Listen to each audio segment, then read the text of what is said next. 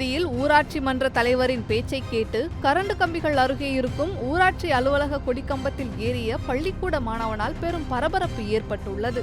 திருவண்ணாமலை மாவட்டம் செங்கம் பகுதி பொரசப்பட்டு ஊராட்சி மன்றத்தில் 78வது சுதந்திர தினம் கொண்டாடப்பட்டது. இந்த விழாவுக்காக ஊராட்சி மன்றத்தில் கரண்ட் கம்பிகள் அருகே ஆபத்தான முறையில் அமைந்துள்ள கொடிக்கம்பத்தில் பள்ளிக்கூட மாணவனை ஏறவிட்டு தேசிய கொடி ஏற்றும் கயிறை கொடிக்கம்பத்தின் உச்சியில் உள்ள வளையத்தில் நுழைக்க வைத்த ஊராட்சி மன்ற தலைவர் சுந்தரராஜன் செயல் பெரும் அதிர்ச்சியை ஏற்படுத்தியிருக்கிறது.